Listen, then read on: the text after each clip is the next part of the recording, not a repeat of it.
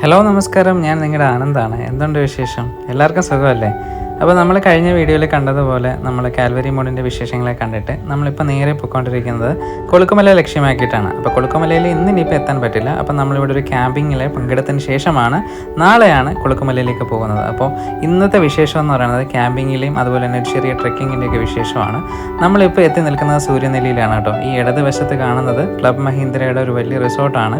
ഇത് കണ്ടില്ലേ, വലിയൊരു കുന്നിന് മുകളിൽ കെട്ടി വെച്ചിരിക്കുന്നത്. ഈ പ്രദേശമൊക്കെ കേരളത്തിലാണെങ്കിലും ഇവിടെ താമസിക്കുന്നവരിൽ കൂടുതലും തമിഴ് വംശജരാണ് കേട്ടോ. തോട്ടം തൊഴിലാളികളായിട്ടുള്ള ആൾക്കാരാണ് ഇവിടെ കൂടുതലായിട്ട് താമസിക്കുന്നത്. അപ്പോൾ അതുകൊണ്ട് അവരുടെ സംസാര ശൈലിയും ഭാഷയും എല്ലാം തമിഴ് തന്നെയാണ്. അപ്പോൾ നമ്മളങ്ങനെ ഇതേ കാഴ്ചകൾ കണ്ടിട്ട് ഇതേ അങ്ങനെ മുന്നോട്ട് പോയിക്കൊണ്ടിരിക്കുകയാണ്. അത് ഇപ്പോൾ കാണുന്നത് തേയിലത്തോട്ടമല്ല, ഏലത്തോട്ടങ്ങളാണ്. അപ്പോൾ നമ്മളത് കഴിഞ്ഞ് നമ്മൾ ഇനി കുറച്ചുകൂടെ സഞ്ചരിച്ചാൽ നമ്മൾ ടെൻറ്റിൻ്റെ ഫ്രണ്ടിലേക്ക് എത്തുന്നത് കണ്ടില്ലേ. നമ്മൾ ടെൻറ്റിൻ്റെ ക്യാമ്പ് ഫയർ എന്ന് പറഞ്ഞ ടെൻറ്റിൻ്റെ ഫ്രണ്ടിലേക്ക് എത്തിയിരിക്കുകയാണ്. ഈ പ്രദേശത്ത് ഇതുപോലെ ഒരുപാട് ക്യാമ്പിംഗ് സൈറ്റുകളുണ്ട് കേട്ടോ. ഇതെല്ലാം പ്രൈവറ്റൈസ്ഡ് ക്യാമ്പിംഗ് സൈറ്റുകളാണ്. ഓരോ ഏരിയയിലായിട്ട് അവരിങ്ങനെ നടത്തുന്നതാണ് കേട്ടോ.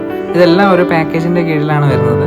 അപ്പോൾ നമ്മൾ അങ്ങനെ ഒരു പാക്കേജാണ് നമ്മൾ സെലക്ട് ചെയ്തിരിക്കുന്നത്. ഈ പാക്കേജിന് ചിലവാകുന്ന പൈസ എന്ന് പറയുന്നത് 1899 രൂപയാണ് കേട്ടോ.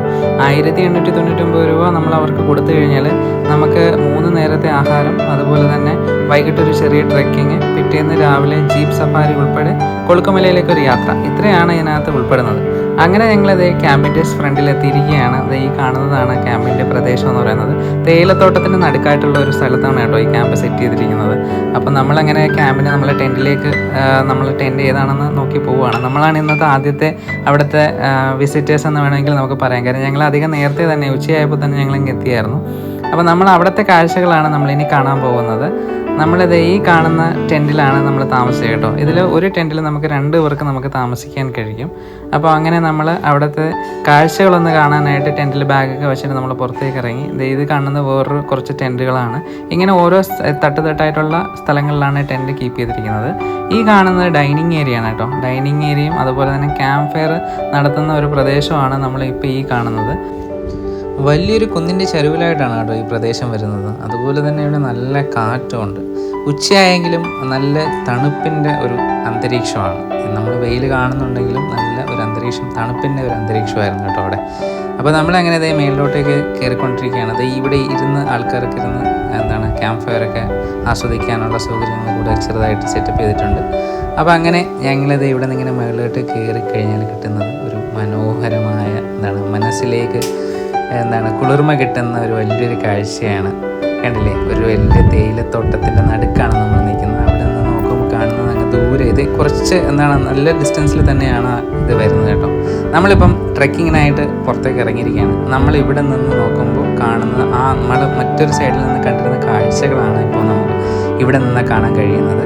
ഇതേ കണ്ടില്ലേ, ഇത്രയും 360 ഡിഗ്രിയിലാണ് അവിടുത്തെ വ്യൂ എന്ന് പറയുന്നത്. മനോഹരമായ കാഴ്ചയാണ് കേട്ടോ. അതിമനോഹരമായി, എനിക്ക് വാക്കുകൾ കൂടി പറഞ്ഞു തരാൻ പറ്റാത്തൊരു കാഴ്ചയാണ്. വീഡിയോയിൽ എത്രത്തോളം ഉണ്ടെന്നും എനിക്കറിയില്ല, പക്ഷെ ഞാൻ അവിടെ നിന്നപ്പോൾ എനിക്ക് ഭയങ്കരമായിട്ട് ആസ്വദിക്കാൻ പറ്റിയ കാഴ്ചകളാണ്. ഞാൻ ഈ ഫോക്കസ് ചെയ്യുന്ന സ്ഥലം കണ്ടോ, അത് ആ കാണുന്ന അവിടെയായിരുന്നു നമ്മുടെ ടെൻറ്റ് വരുന്നത്. ആ ടെൻറ്റിൽ നിന്ന് നമ്മൾ നോക്കുമ്പോൾ കാണുന്ന സ്ഥലങ്ങളിലാണ് നമ്മളിപ്പോൾ നിൽക്കുന്നത്. അങ്ങനെയുള്ള സ്ഥലത്താണ് നമ്മളിപ്പോൾ നിൽക്കുന്നത്. നമ്മളിനി ഇവിടെ നിന്ന് ഒരു ചെറിയ സോഫ്റ്റ് ട്രെക്കിങ്ങിനായിട്ട് പോയിക്കൊണ്ടിരിക്കുകയാണ്. ഇതിന് അവർ പേരിട്ടിരിക്കുന്ന സോഫ്റ്റ് ട്രെക്കിംഗ് എന്നാണ്. ഇതൊരു ഫാൻറ്റം ഹിൽസ് എന്ന് പറയുന്ന ഹില്ലിലേക്കാണ് കേട്ടോ പോകുന്നത്. അല്പനേരം ഈ മനോഹര കാഴ്ചകൾ കണ്ട് ആസ്വദിച്ചതിന് ശേഷം നമ്മൾ വീണ്ടും യാത്ര പുനരാരംഭിച്ചിരിക്കുകയാണ്. ഒരു മണ്ണിട്ട പാതയിലൂടെയാണ് സഞ്ചരിക്കുന്നത് കേട്ടോ. അപ്പോൾ ഈ ട്രെക്കിങ്ങിനായിട്ട് നമുക്ക് ഒരു ഗൈഡ് നമ്മളോടൊപ്പം വരും. അവിടെയുള്ള ഒരു മേൽനോട്ടക്കാരനാണ് നമ്മളോടൊപ്പം വരുന്നത്. പുള്ളി നേരത്തെ നടന്നു പോകും. നമുക്കിഷ്ടമുള്ളപ്പോൾ അതിനനുസരിച്ച് നമുക്ക് നടക്കാം. നേരത്തെ അല്പം വീതി കൂടിയ മൺപാതയിലൂടെയാണ് സഞ്ചരിച്ചിരുന്നതെങ്കിൽ ഇപ്പോൾ നമ്മൾ സഞ്ചരിക്കുന്ന ഒരു ഒറ്റയടി പാതയിലൂടെയാണ്. ഒരാൾക്ക് കഷ്ടിച്ച് നടന്നു പോകാവുന്ന വീതിയുള്ള ചെറിയൊരു വഴി, അതായത് പുൽനാമ്പുകൾക്കിടയിലൂടെ വേണം നമുക്ക് വകഞ്ഞു മാറ്റി മുന്നോട്ടേക്ക് പോകാനായിട്ട്. അതിനിടയ്ക്ക് കല്ലുകളൊക്കെ ഉണ്ട്.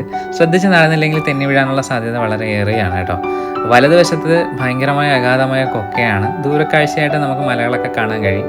അങ്ങനെ ഞങ്ങൾ ആ ഒറ്റയടി പാത കഴിഞ്ഞത് വീണ്ടും ഒരു കയറ്റം കയറുകയാണ് കേട്ടോ. ഇപ്പോൾ അവിടുത്തെ പ്രകൃതി തന്നെ മാറിയിരിക്കുകയാണ്. കൂടുതലും മരങ്ങളാണ് കേട്ടോ. മരങ്ങളുടെ വേരുകളും കുത്തനെയുള്ള കയറ്റവും ഒക്കെ ആയിട്ട് ഒരു വലിയൊരു പ്രദേശം, അതിലേക്കൂടെ വേണം നടക്കാനായിട്ട്. ആദ്യമൊക്കെ കുറച്ച് സാഹസികത ഇഷ്ടപ്പെടുന്നതെന്നുള്ള രീതിയിലൊക്കെ നടന്നെങ്കിലും പിന്നെയാണ് മനസ്സിലായത് അത് അത്യാവശ്യം കഠിനമായ കയറ്റമായിരുന്നു എന്നുള്ള കാര്യം. ഇവിടെ നിന്നാൽ കിട്ടുന്ന വ്യൂ ആണ് കേട്ടോ. ദേ ആ കാണുന്നത് ആനയിറങ്കൽ ഡാമാണ്. ആനയിറങ്കൽ ഡാമിൻ്റെ സൈറ്റാണ് നമ്മളിപ്പോൾ ഈ കണ്ടുകൊണ്ടിരിക്കുന്നത് കേട്ടോ. നമുക്ക് ഇതിൻ്റെ മുകളിൽ, അതായത് ഫാൻറ്റം ഹിൽസിൻ്റെ മുകളിൽ പോയാൽ നമുക്ക് ഇവിടെ നിന്ന് കിട്ടുന്ന വിഷ്വൽ എന്ന് പറയുന്നത് ആനയിറങ്കൽ ഡാമിൻ്റെ വിഷ്വലാണ്. അങ്ങനെ ഞങ്ങളിത് അവിടെ നിന്ന് വീണ്ടും കാറ്റാടി മരങ്ങൾക്കിടയിലൂടി നമ്മൾ സഞ്ചരിച്ച് നടന്നുകൊണ്ടിരിക്കുന്നത്. ഈ നടന്നു വരുന്നത് ഞാനാണ് കേട്ടോ. ആദ്യം ഭയങ്കര ഉത്സാഹത്തോടെ നടന്നുവെങ്കിലും പിന്നെയാണ് മനസ്സിലായത് ഇത് സോഫ്റ്റ് ട്രെക്കിംഗ് അല്ല, അത്യാവശ്യം കഠിനമായ ട്രെക്കിംഗ് ആയിരുന്നു എന്നുള്ള കാര്യം. ഹൃദയ സംബന്ധമായ അസുഖമുള്ളവരും അതുപോലെ തന്നെ നടക്കാൻ ബുദ്ധിമുട്ടുള്ളവരൊന്നും ഈ റൂട്ട് തിരഞ്ഞെടുക്കാതിരിക്കുന്നതാണ് നല്ലത് കേട്ടോ. ഈ ഫാൻറ്റം ഹിൽസിലേക്ക് വരാനായിട്ട് വേറെ ഒരു മാർഗം കൂടിയുണ്ട്. പക്ഷേ നമ്മുടെ ടെൻറ്റിൽ നിന്ന് അടുത്ത് വരാൻ പറ്റിയ വഴി എന്ന് പറയുന്നത് ഇതാണ്. അതുകൊണ്ടാണ് ഇത് സെലക്ട് ചെയ്തത്. കാര്യം ഞാൻ ഇതിന് മുന്നേ ഇവിടെ വന്നിരുന്ന സമയത്ത് വേറൊരു വഴിയിൽ കൂടിയാണ് ഈ സ്ഥലത്തേക്ക് എത്തിയത്. അങ്ങനെ ഞങ്ങൾ കുറച്ചുകൂടെ മുകളിലേക്ക് എത്തിയപ്പോൾ കണ്ടൊരു മറ്റൊരു കാഴ്ചയാണ് ഈ കാണുന്നത്. കുറച്ച് ചെടികൾ ഇങ്ങനെ പൂത്ത് തളിർത്ത് നിൽപ്പുണ്ട്. കാണാൻ തന്നെ ഒരു ചന്തമുണ്ട് കേട്ടോ. എല്ലാം കൂടെ ഒരുമിച്ച് നിൽക്കുമ്പോൾ നീലയും മഞ്ഞയും ഒക്കെ ആയിട്ട്. അതുപോലെ തന്നെ ഇതേ കണ്ടില്ലേ, ദൂരെ കാഴ്ചയുടെ നമുക്ക് കുന്നിന്മകളും മലകളും ഒക്കെ കാണാൻ പറ്റും. നമ്മൾ അത്യാവശ്യം ഉയരത്തിലാണ് നിൽക്കുന്നത്, അതുകൊണ്ടാണ് കേട്ടോ. ചെങ്കുത്തായ കയറ്റം കയറിയാണ് നമ്മളിപ്പോൾ ഇവിടെ എത്തി നിൽക്കുന്നത്.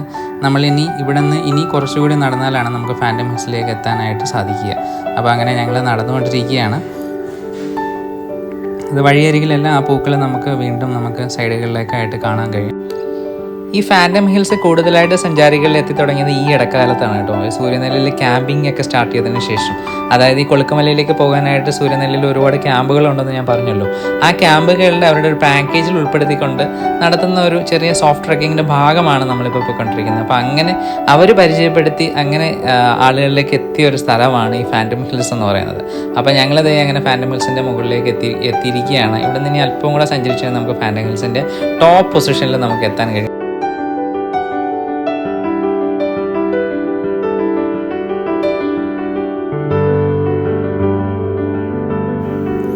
വേനലായതിനാലാണ് പല ഭാഗങ്ങളിലും വരണ്ടതുപോലെ നമുക്ക് തോന്നുന്നത് കേട്ടോ. ഇത് മഴക്കാലമൊക്കെ ആയിക്കഴിഞ്ഞാൽ ഈ ഭാഗമൊക്കെ കാണാൻ തന്നെ മനസ്സിന് കുളിർമയേകുന്ന കാഴ്ചകൾ നൽകുന്ന ഒരു സ്ഥലമായി മാറും. അത്രയ്ക്ക് ഭംഗിയുള്ള ഒരു പ്രദേശമാണ് കേട്ടോ. അപ്പോൾ നമ്മളിപ്പോൾ ദൂരെയായിട്ട് നമുക്ക് ആനയിറങ്കൽ ഡാമിൻ്റെ ആ വിഷ്വൽ നമുക്ക് കാണാൻ കഴിയും. അതിൻ്റെ മൊത്തം, അതായത് റിസർവോയർ മൊത്തം നമുക്ക് ഇതിൻ്റെ മുകളിൽ നിന്ന് കാണാൻ കഴിയും. വൈകുന്നേരങ്ങളിലൊക്കെ വന്നു കഴിഞ്ഞാൽ ഇവിടെ നിന്നാൽ സൂര്യാസ്തമയം കാണാൻ പറ്റും എന്നുള്ളതാണ് മറ്റൊരു പ്രത്യേകത. അതുപോലെ തന്നെ നമുക്ക് ഒറ്റ ഫ്രെയിമിലാണ് നമ്മുടെ ഈ ഡാമിൻ്റെ സൈറ്റ്, അതായത് ഡാമിൻ്റെ റിസർവോയർ മൊത്തം നമുക്ക് കാണാൻ കഴിയുക. 64.92 ചതുരശ്ര കിലോമീറ്റർ ചുറ്റളവിൽ കിടക്കുന്ന സ്ഥലമാണ് കേട്ടോ നമ്മൾ ഈ ഒറ്റ ഫ്രെയിമിൽ നമ്മൾ കാണുന്നത്. ഇതേ കണ്ടില്ലേ, സൂര്യൻ്റെ രശ്മികളൊക്കെ ഇങ്ങനെ താഴേക്ക് പതിച്ചിരിക്കുകയാണ്. വൈകുന്നേരം ഒരു 5:30-6 മണി സമയമാണ്. കുറച്ച് സമയം കൂടെ നിന്ന് കഴിഞ്ഞാൽ നമുക്ക് ഇതിൻ്റെ സൂര്യാസ്തമയം തന്നെ കാണാനായിട്ട് കഴിയും. കേരളത്തിൻ്റെയും തമിഴ്നാടിൻ്റെയും അതിർത്തി പ്രദേശമായതിനാൽ നമുക്ക് ഇവിടെ നിന്നാൽ തമിഴ്നാടിൻ്റെ കുറച്ച് ഭാഗങ്ങളൊക്കെ കാണാൻ കഴിയും കേട്ടോ. തമിഴ്നാടിൻ്റെ ഭാഗം എന്ന് ഉദ്ദേശിക്കുന്നത് കുറേ മലനിരകളെല്ലാം തമിഴ്നാടിൻ്റെ ഭാഗമായിട്ടുള്ള സ്ഥലങ്ങളാണ്. അങ്ങനെ ഞങ്ങളിത് അവിടെ നിന്ന് കുറച്ച് നേരമൊക്കെ കാറ്റൊക്കെ കൊണ്ട് കുറച്ച് നേരമൊക്കെ നമ്മൾ അവിടെ നിന്ന് വിശ്രമിച്ചു. എന്താ പറയുക, നമ്മൾ കുറച്ച് മനസ്സ് ശാന്തമാക്കുന്ന രീതിയിലുള്ള കാഴ്ചകളൊക്കെ കണ്ടങ്ങനെ അവിടെ ഇരിക്കുകയാണ്. ഈ ആനയിറങ്കൽ ഡാമിന് ഈ പേര് വരാനുള്ള പ്രധാന കാരണം എന്ന് പറയുന്നത് ഇവിടെ ഒരുപാട് ആനകൾ വെള്ളം കുടിക്കാനായിട്ട് ഇറങ്ങും കേട്ടോ. ഈ റിസർവോയറിൻ്റെ ഭാഗങ്ങളിലായിട്ട് വെള്ളം കുടിക്കാനായിട്ട് ഇറങ്ങും. അങ്ങനെ ആന ഇറങ്ങുന്ന സ്ഥലമായതുകൊണ്ടാണ് ആനയിറങ്കൽ എന്നുള്ള പേര് വരാനുള്ള കാരണം. അതുപോലെ തന്നെ ഈ ഡാം മണ്ണ് കൊണ്ട് പണിത ഒരു ഡാമാണ്. അങ്ങനെ ഒരു പ്രത്യേകത കൂടി ഈ ഡാമിനുണ്ട് കേട്ടോ. അപ്പോൾ നമ്മൾ ഇന്നത്തെ ഈ കുഞ്ഞൻ കാഴ്ച ഞങ്ങളിവിടെ അവസാനിപ്പിക്കുകയാണ്. നിങ്ങൾക്ക് വീഡിയോ ഇഷ്ടപ്പെട്ടു എന്ന് വിശ്വസിക്കുന്നു. ഇഷ്ടപ്പെട്ടെങ്കിൽ തീർച്ചയായിട്ടും നിങ്ങൾ ലൈക്ക് ചെയ്യണം, ഷെയർ ചെയ്യണം. അതുപോലെ തന്നെ സബ്സ്ക്രൈബ് ചെയ്യാത്തവർ സബ്സ്ക്രൈബ് ചെയ്യണം. അതുപോലെ തന്നെ പ്രധാനമായി നിങ്ങൾ ചെയ്യേണ്ട മറ്റൊരു കാര്യം എന്ന് പറയുന്നത് കമൻറ്റ് ബോക്സിൽ നിങ്ങളുടെ വിലയേറിയ അഭിപ്രായങ്ങൾ രേഖപ്പെടുത്താൻ മറക്കരുത് കേട്ടോ. അപ്പോൾ to be the next time, this is Anand Nair signing out from Sunday travel vlogs. Bye by.